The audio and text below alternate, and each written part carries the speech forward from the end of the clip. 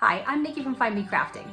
I want to share a quick, easy, fun sewing project that is fantastic for stash busting or upcycling fabrics. And they make a really fantastic gift to give because they are super useful. These are jar grippers, jar openers, whatever you want to call them. They have a rubbery piece of shelf liner on the back side. And when you wrap these around the top of a lid that might be stuck or just hard to open, that lid's going to twist right off. And if it's extra stuck, you can use one jar gripper on the side to hold the jar in place and a second jar gripper on top to twist off the lid. They're stash busting because you need very little fabric to make them. And if you want, you can use other upcycled fabrics as well. This started life as a 12-month-old baby shirt. This one used to be a baby onesie. This one was an adult-sized t-shirt with a fun design on it. I backed this one actually with denim cut from a pair of jeans. And this one started life as a 100% cotton dishcloth. These make fantastic gifts for practically everyone. Small hands, large hands, hands with arthritis, kids who are just learning how to open jars. They're great housewarming gifts. Everybody needs one of these in their house, and you can whip them up in just minutes. I'll tell you how to use all the different fabrics effectively, the best way to sew with this grippy material so it doesn't stick to your sewing machine while you're sewing, and how to care for the jar grippers once they're done. Come on, I'll show you how. Let's talk about what you're going to need for supplies. You are, of course, going to need the fabric for your jar gripper. If you are choosing to use cotton woven fabric, then you will cut out 2 pieces of that fabric for every one of the grippers that you're going to make. I'm cutting mine at 6.5 by 6.5 inches. You can choose to make them slightly larger, slightly smaller, whatever floats your boat.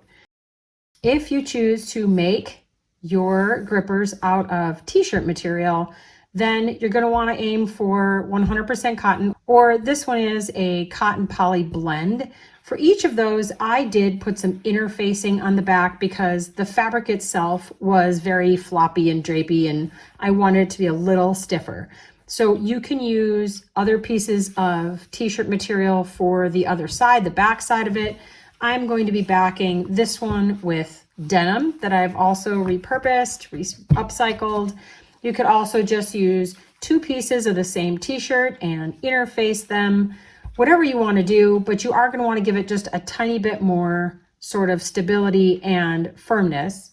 For interfacing, I am using an iron-on interfacing. It's kind of a medium weight. This is Pellon SF101.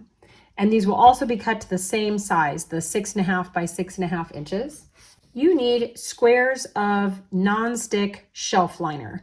This is also cut to 6.5 by 6.5 inches, and I have 1 piece for each one of the jar grippers that I'm making. You're going to want a cutting mat, a sewing ruler, and a rotary blade, or a pair of fabric scissors.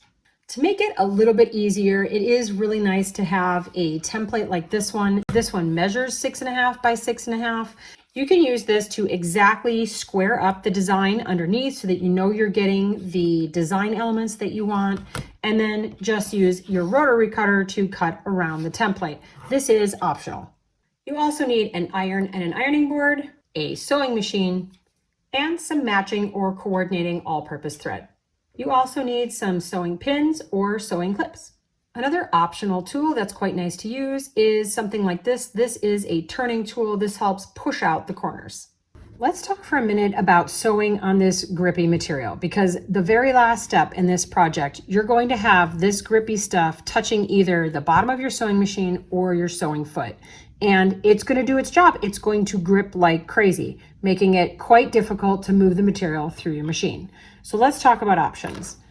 You can try a Teflon or non-stick sewing foot. This didn't work at all for me. Doesn't do squat. So I don't actually recommend this. You might have a better foot than me. It might work great for you. Feel free to give it a try. For me, no.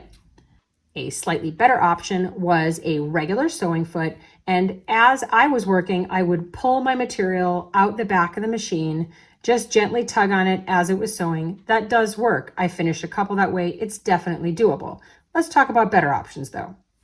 The next better option is a walking foot, which definitely moves the material through easier. It was a much easier sewing process. This is my second favorite option. My favorite option is tissue paper. So this is just white tissue paper. Obviously, you can use any color you want.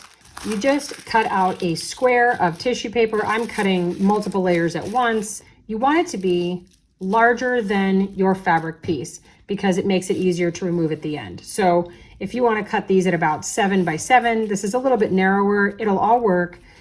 If you use the tissue paper option, you can use a regular foot and it's going to sew easy peasy breezy. Trust me, I will show you how to do this when we get to that step. Make sure to wash and fully dry your fabric before doing any cutting. You want any and all shrinkage to happen before you sew it to the shelf liner. Next, you want to cut out your fabrics. If you have a design that's a little larger than the measurements I used, go for it and make it bigger.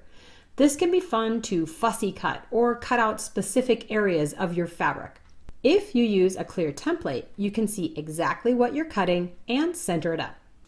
If you're using thinner cotton from a t-shirt or baby clothes or anything with a cotton polyester blend, which can be quite stretchy, now's the time to iron on some interfacing. This keeps it from stretching and helps give a little more oomph to floppy fabric. Now it's time to get our fabrics ready to sew. So we're going to make what's called a fabric sandwich. We want our front panel face up. Then you're going to lay the gripper, the shelf liner down on top of that. And then you want to lay your back panel pretty side, right side down. And if you have a directional print, you want to make sure that they're both facing the right direction, the front and back. And then at the bottom, we want to leave ourselves about a 2 to 3 inch section that we are not going to sew in the next step. So I'm going to mark that with different colored clips. I know when I get to one of these, this is a do not sew zone right here. And I'm just going to clip around the rest of the edges. And now I'm going to take this to my sewing machine. I'm going to start just past this area where I marked that I'm not going to sew. And I'm going to sew around the rest of it with a 1/4 inch seam allowance and stop right here. And I'm going to back stitch at the front and at the end. Once you finish sewing around the edges, we want to trim the excess fabric here in the corners. So you want to get close to your stitch line, but obviously don't cut your stitch line, and just cut across and remove the excess fabric. This is less for us to push out into that corner. It'll make the corner look pointier, more corner-like. If you have any excess fabric, you can trim that away, but you don't have to. Now we're going to flip the whole thing right side out through the opening that we left. And in order to do that properly, you want to make sure that the shelf liner, you're grabbing that and pushing that toward your back piece, the outside piece of fabric. This front piece, the one that you want to be the top, we don't want to have touching the shelf liner. So you want to flip that right side out and just roll and push the fabric out the opening. Push out the corners as best you can with your fingers. And then to get the corners pushed all the way out, it is helpful to have a turning tool like this. This really pointy end does push the fabric all the way out. Now you want to bring it over to an ironing board and you want to sew this flat. Make sure when you do this that you are not ironing any of the rubber shelf liner. That will melt. But if your corners are all the way pushed out and your seam is kind of rolled to the back like this, it's not going to come in contact with your iron. You can just iron right on top here to flatten out this seam. If you have any sort of design on the front of your fabric, like maybe from a t-shirt, it is highly recommended that you cover that design with a piece of, say, parchment paper before you iron it, because that also would melt if you ironed it. Now we're going to close this opening here. So what you want to do is fold the fabric into your opening, and you want to fold it about 1/4 inch so that it looks just like the rest of your edge here after you sewed it. So you want to fold it about the same amount. And I like to clip one side and then flip it over and do the other side. Doesn't matter which side you do first. Same thing, where you want to roll that to the inside, the hole that you've left, the opening, and you just want to roll that so it's about the same as the rest of the edge. So it's going to look just like everything else you just sewed.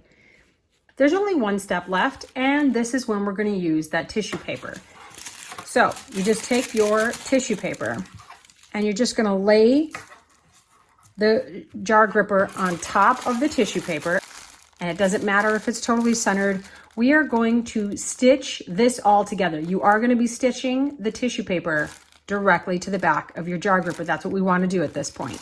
So you want to start just past your opening, and with a 1/8 inch seam, you're going to go all the way around. It's going to close your opening and top stitch so it holds all these layers together and keeps your seam flat.